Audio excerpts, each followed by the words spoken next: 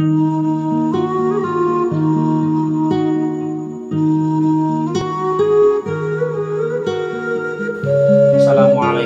warahmatullahi wabarakatuh. Alhamdulillahilladzi kataba siyam 'alal mu'minin. Asyhadu an la ilaha illallah wa asyhadu anna Muhammadar Rasulullah. Allahumma shalli ala sayyidina Muhammad wa ala ali sayyidina Muhammad. Amma ba'du.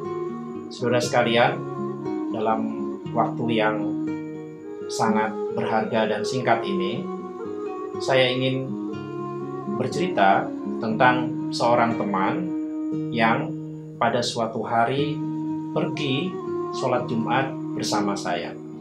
Di jalan, dia berbincang bahwa ini nanti khatib pasti akan mengutip khutbah. Dan benar, karena memang waktu itu menjelang Ramadan, si khatib memang mengutip ayat yang sangat terkenal yang berisi perintah puasa kepada kaum muslimin. Yang ayatnya berbunyi begini. Bismillahirrahmanirrahim. Ya ayyuhalladzina amanu kutiba alaikumusiyam kama kutiba alal ladzina min qablikum la'allakum tattaqun. Nah, saya kira ini wajar karena memang setiap menjelang Ramadan pasti para khatib, para ustadz, para kiai mengutip ayat ini karena memang berisi perintah kepada umat Islam untuk melaksanakan atau mengerjakan puasa. Sehingga si teman ini sangat akrab.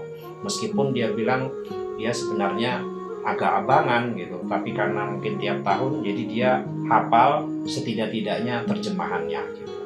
Nah, tapi dia kemudian menambahkan, cuma kata dia, ya saya agak penasaran karena tidak pernah tahu penjelasannya lebih lengkap siapa yang disebut sebagai orang-orang sebelum kamu, ya. Jadi wahai orang-orang yang beriman, diwajibkan atas kamu puasa sebagaimana diwajibkan kepada umat terdahulu. Nah, biasanya khatib pasti akan menjelaskan pertama tentang khutbah, diwajibkan. Ya, kenapa diwajibkan? Yang kedua, siam. Kenapa puasa gitu? Yang diwajibkan itu, gitu. Kapan diwajibkannya gitu. Kemudian amanu, orang-orang yang beriman. Kenapa yang diwajibkan orang-orang yang beriman? Lalu kemudian untuk apa?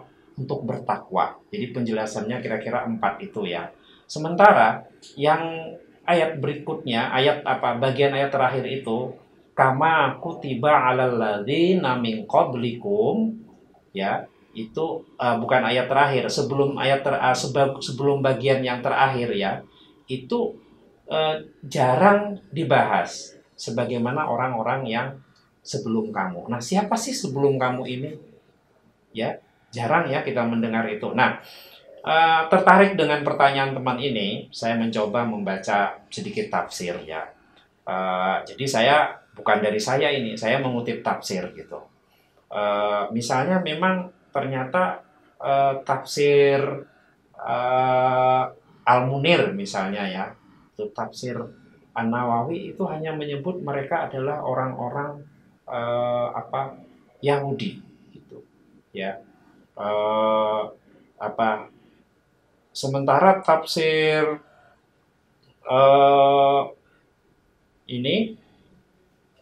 tafsir Ibnu Katsir hanya menyebut mereka sebagai ahli kitab.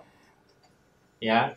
Kalau Imam An-Nawawi menjelaskan mana kata itu sebagai kalangan para nabi dan umat-umat sejak zaman Nabi Adam. Jadi ringkas sekali.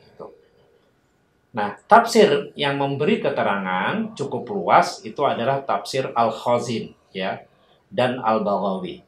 Ini kebetulan kitab yang saya miliki Al-Khazin dan Al-Baghawi ini jadi satu ya. Jadi satu paket itu. Yang bagian dalamnya itu kalau tidak salah Al-Khazin, yang bagian luarnya itu Al-Baghawi gitu. Atau sebaliknya saya lupa. Tapi ini dalam satu paket. Nah, jadi kedua tafsir ini juga memberikan penjelasan bahwa yang dimaksud itu adalah para nabi dan para umat terdahulu. Namun keduanya menambahkan satu yang lebih spesifik, bahwa mereka itu adalah umat yang terdahulu itu adalah umat Nasrani gitu ya. Bahasa dalam Al-Quran itu Nasrani, kadang-kadang diterjemahkan ya Kristen gitu ya, jadi orang-orang Kristen gitu. Nah, mereka dulu juga memiliki kewajiban puasa selama Ramadan. Namun karena kewajiban itu jatuh persis pada musim yang sangat panas atau musim yang sangat dingin, dan hal itu membuat mereka sangat sulit menjalankan puasa itu. Akhirnya para pemimpinnya katanya, atau pemimpin agamanya berunding, ayo kita pindah aja waktu puasa ini ke musim yang lebih eh, tidak panas tapi juga tidak dingin, yaitu musim semi gitu. Nah, karena memindah itu, lalu mereka kemudian menambah puasa yang semula 30 hari atau 1 bulan itu menjadi 40 hari. Gitu ceritanya, gitu ya. Nah, kemudian si raja, orang Nasrani ini, katanya gitu, menurut penjelasan tafsir ini, sakit. Nah, sakitnya sangat keras sekali.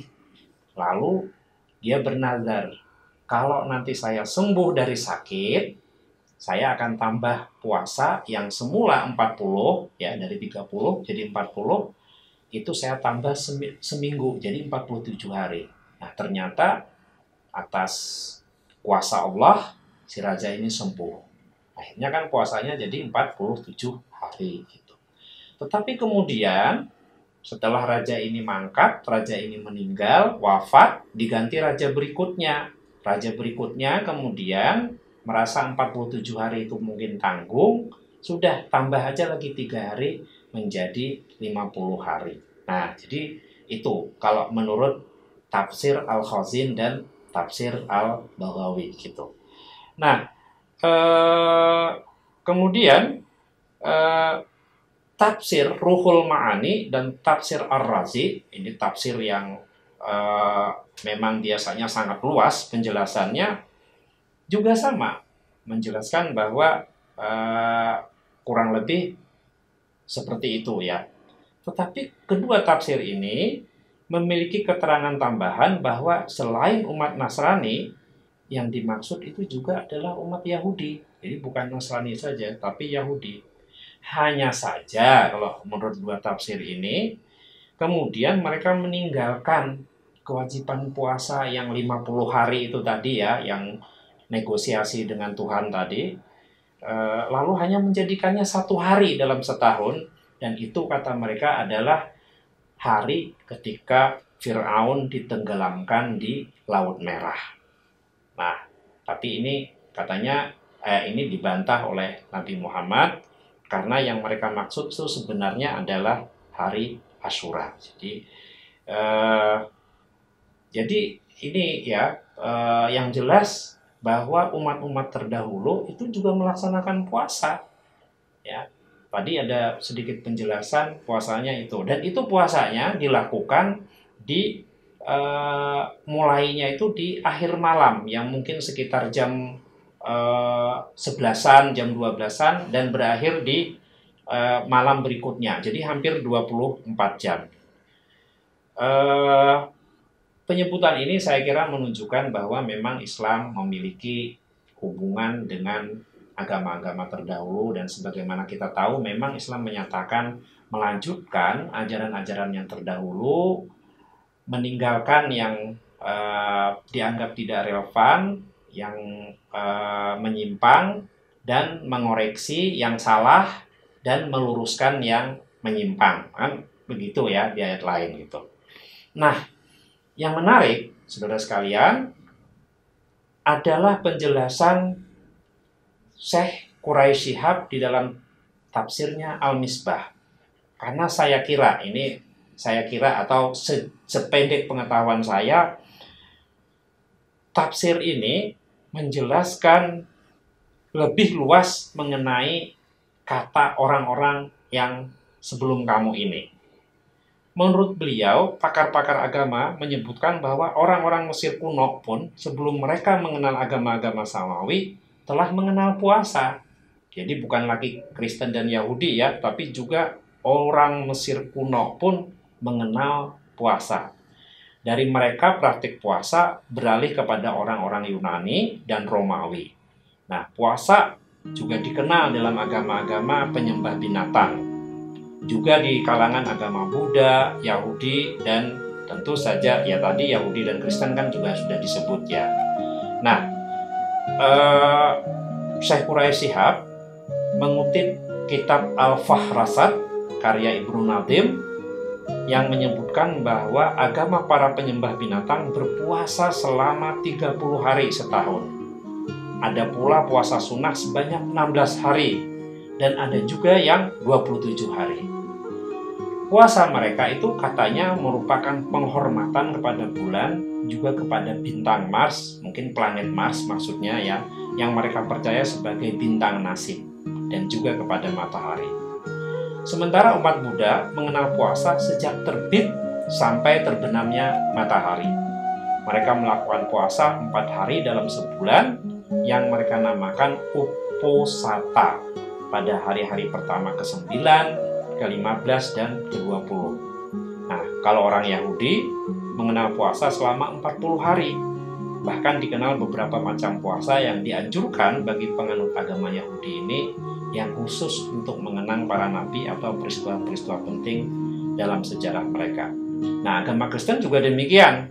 Walaupun dalam kitab Perjanjian Baru tidak ada isyarat tentang kewajiban puasa, dalam praktek keagamaan mereka dikenal aneka ragam puasa yang ditetapkan oleh pemuka-pemuka agama mereka. Nah, itu saya kira ya penjelasan Syekh Quraisy Shihab yang lagi sebagaimana saya katakan sependek yang saya tahu mungkin paling lengkap menjelaskan siapa orang-orang yang terdahulu sebelum kamu. Yang jelas puasa itu bukan khas Islam tapi juga milik banyak agama lain, meskipun tentu saja tujuan, cara, motivasi, dan hal-hal yang lain tentu saja setiap agama termasuk Islam memiliki kekhasannya sendiri. Demikian saudara-saudara sekalian, semoga dengan penjelasan ini yang sangat singkat ini kita tahu apa yang disebut sebagai orang-orang terdahulu sebelum kamu, dan ini membuat kita beragama dengan cara yang rendah hati dan bijak. Demikian, wabillahi taufiq wal hidayah, afwa minkum, wassalamualaikum warahmatullahi wabarakatuh.